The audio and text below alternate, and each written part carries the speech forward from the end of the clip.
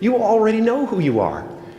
And that peace that we're after lies somewhere beyond personality.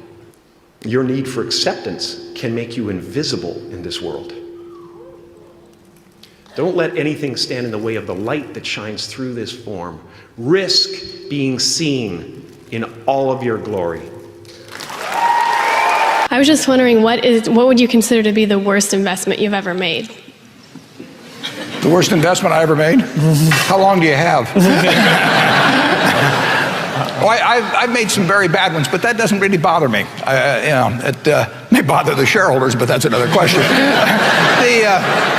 You're going to make mistakes in life. I mean, there's no question about it. You don't want to make them on the big decisions, who you marry and some things like that. So there's no way I'm going to make a lot of business and investment decisions without making some mistakes. I may try to minimize them.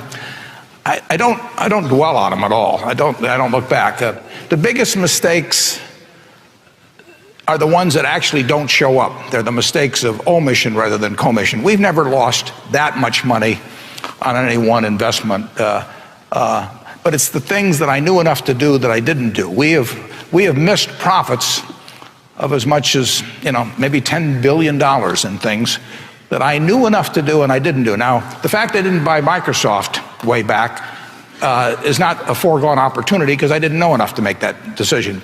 But there have been other investments where I did know enough to make the decision, and for one reason or another, I either didn't do it at all or I did it on a small scale. I was sucking my thumb when I should have been writing checks, basically. And those don't show up. There's no place where it shows missed opportunities, but I've missed some big ones.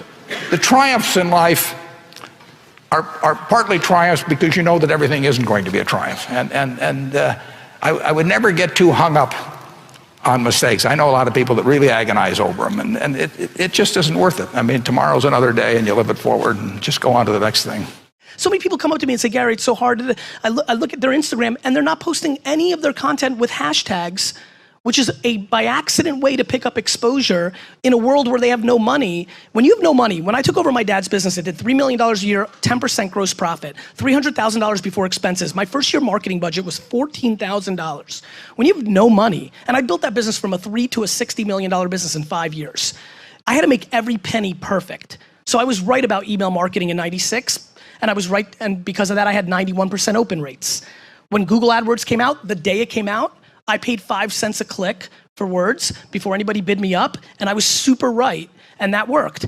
How much is that luck versus preparation, and do you ever get anything wrong? What do you do when you make a mistake? I get everything wrong. It's just that I can't recall it because once it's wrong, I'm moving on to the next thing. Like dwelling on what you f***ed up on is the quickest way for the next thing not to work. Right? Yep. So I think I do everything. I mean, you know this. This is a fun thing to say. Some people in the back know this. I was a breakout YouTube star in the first year, 2006. I decided that the right strategy was to leave YouTube completely and go to Vidler because Vidler offered me equity in their company, and I've left an enormous amount of attention. I deviated from my intention thesis to do short-term economics and equity in a company, and I lost. When D-Rock finally came in my life 2 years ago and we started to try to build up my YouTube for the first time, I was sitting on 40,000 followers in a world where I could have had millions if I just stayed the course. So I make mistakes all the time. I'm reorging VaynerMedia every day because it's based on a mistake I made the prior year. I just don't give a fuck about my mistakes. Everybody else cares about your mistakes. If you're worried about your own mistakes, you've already lost. I never want to be always right because then I can't grow, I can't learn.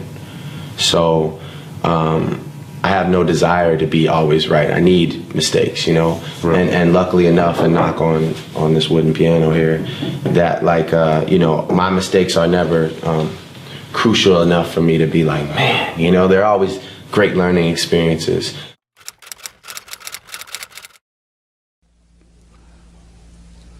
In what you've done with your life thus far, is it giving you what you want? Is it giving you what you want? When you look toward the future, when you look at all that's going on out here, is there some place within yourself you say, hey, I know I need to be out there in that arena. I know I can do more than what I've been doing. I know there's some great music that I have within me that I haven't brought out here yet. Is that something that you begin to look at within yourself? See, I say if you look at your life, and if you're not getting what you want, you owe it to yourself to do something differently. If you're on a job, 85% they say of Americans go to jobs that they're unhappy. If you're doing something 8 hours a day that you don't like, it's not giving you what you want, it's not giving you a strong feeling of satisfaction and fulfillment, you're miserable, you hate to go there, you're depressed just thinking about it, you sing the "Thank God It's Friday" song every week. If that's what it is, you owe it to yourself to start strategically working to change directions. See, but you know what most people will do? Most people will resist change. Most people will fight change as if change would be worse than what they're experiencing. See, they know this. They're familiar with this. Most people will not challenge the unknown. They won't just step out there. See, there's certain things that's got to be in place. They got to see it all together. And life isn't like that. That's not how you grow. So as you look at your life, you're saying, I'm not getting what I want. As you begin to look toward the future, begin to know that whatever it takes for you to create that, you've got that in you. You've got that. You've got genius in you. You've got goodness in you. You've got creativeness in you. If you decide to take the initiative to change the current quality of your life, I say to you that you will find that the universe is on your side, that life is on your side. Now, will it be turbulent? Yes. Will it be easy? No, no. Will you have some opposition? Yes. Will I make a lot of mistakes? Yes. Will I get hurt? Yes. Yes. See, a lot of people won't try anything different in life because they don't want to get hurt. Let me tell you something. It's too much pain to duck. Pain is everywhere. You can hide under here. It will come where you are. It's everywhere. Viktor Frankl calls it unavoidable suffering. You can't duck it. But most people spend their life not wanting to deal with the pain of rejection, the pain of defeat, the pain of being disappointed, the pain of losing, the pain of failure, the pain of being criticized, the pain of not being liked, the pain. That's called life. Life is full of pain. It's everywhere. But guess what? There's no gain without pain. Because it's the pain of regret that you experience. If I had it to do over again. Dr. Howard Thurman, one of the mentors of Dr. Martin Luther King Jr. and Albert Schweitzer and Mahatma Gandhi, he was a very brilliant writer. He wrote some things that really grabbed me. He wrote, "Deep is the hunger, the voice of the genuine, the centering moment." During the time after receiving 238 radiation seed implants, I was reflecting on his words, and these words kept me up that night. He said, the ideal situation for a man or woman to die is to have family members praying with them as they cross over. He said, but imagine, if you will, being on your deathbed and standing around your bed, the ghost of the dreams, the ideas, the abilities, the talents given to you by life, and that you, for whatever reason, you never went after that dream.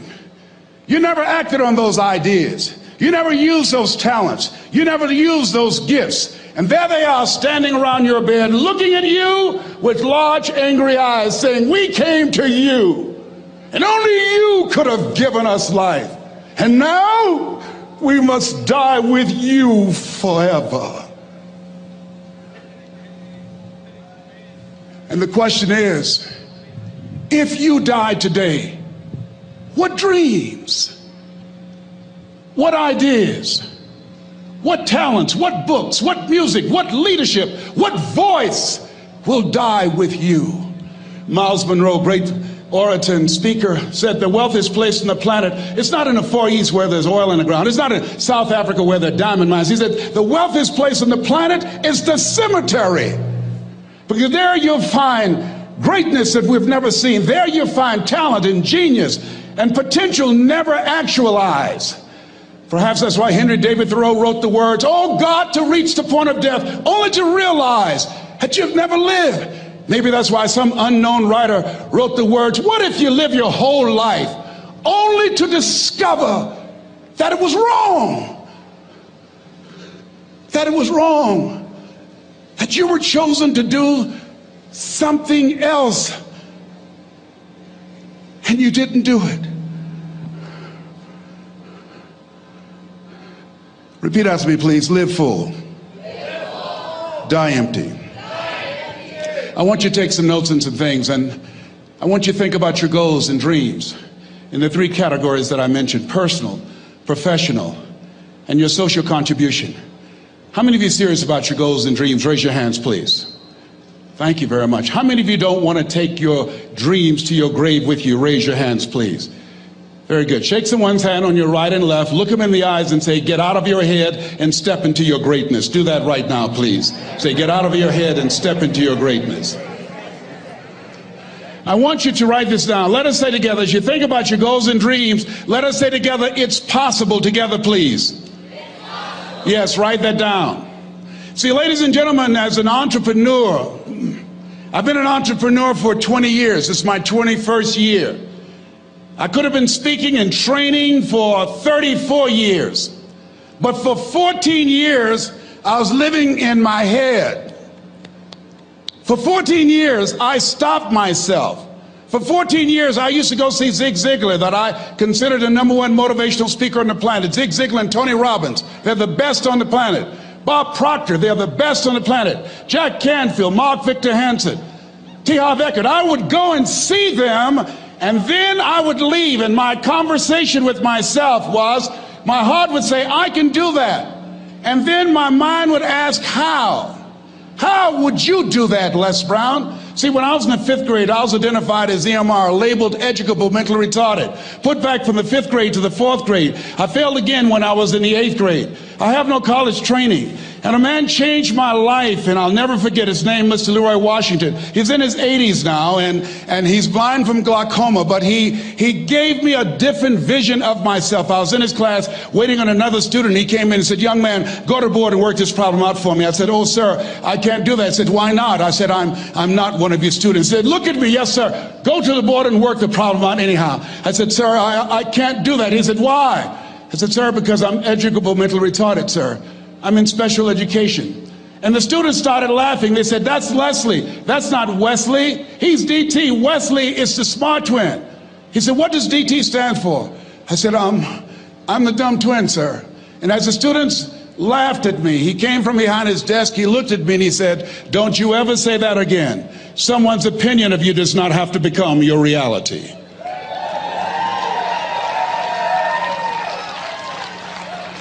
On one hand, I was humiliated, but on the other hand, I was liberated, because he looked at me with the eyes of Goethe, who said, "Look at a man the way that he is, he only becomes worse.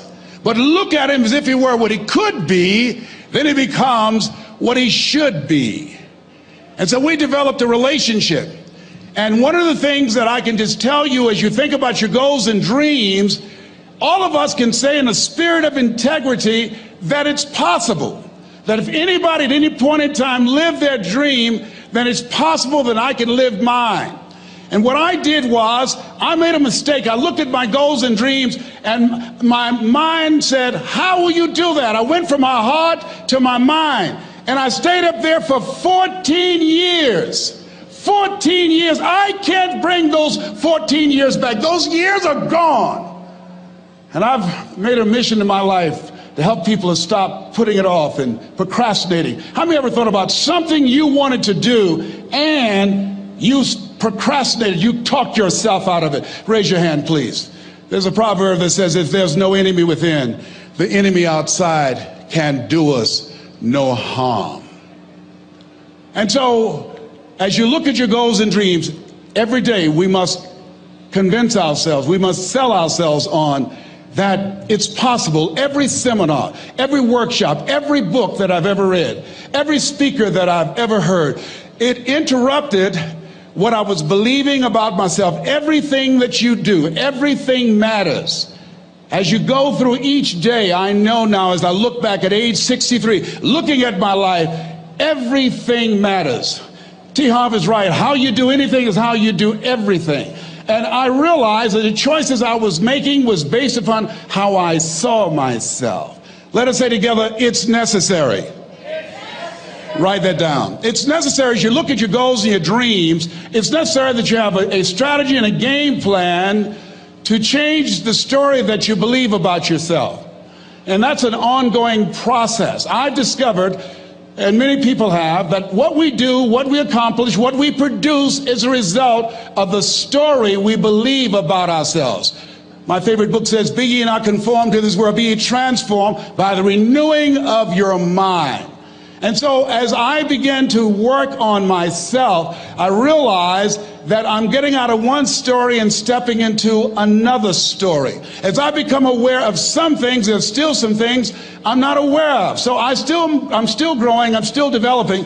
I'm like the lady who said, "Lord, I ain't what I want to be, ain't what I'm going to be, but thank God I sure ain't what I was." But I realize that you have to work on yourself on a regular basis, and write this down, for mental mindset. For mental mindset and stamina. Because things are going to happen to you. I believe that the reason that most people go to their graves with their talents and abilities and skills in them is because of the fact, number one, many are like me. They didn't know that they didn't know and thought they knew. I thought I knew myself, and I really didn't know myself as well as I thought. I've discovered that sometimes people can take you to a place within yourself that you can't go by yourself. The other reason is I was afraid. I never worked for a major corporation. I wanted to speak for corporations. I was afraid I would be exposed because I don't have a college education. I felt inferior because of the fact that I don't have a college education. I allowed that level of fear of failure to stop me. And because I never had any experience in it, I assumed that I could not do it. I was paralyzing myself by believing and assuming the limited part of myself as opposed to believing that I had something special. You have something special. There's something you want to do. Because you don't know how to do it doesn't mean that you can't learn. I like something that I heard. You don't have to be great to get started, but you have to get started to be great. Repeat after me, please. Leap and grow your wings on the way down. See, the people that will live their dreams, the 2% that will do that, these are, and write this down, become a risk taker. They're risk takers. They don't mind failing. They don't mind making mistakes. They're willing to take life on, take life in the collar. This, God said, if you're not willing to risk, you cannot grow. And if you cannot grow, you cannot become your best. And if you cannot become your best, you can't be happy. And if you can't be happy, then what else is there? I like what Helen Keller said. She said, life is short and unpredictable. Eat the dessert first.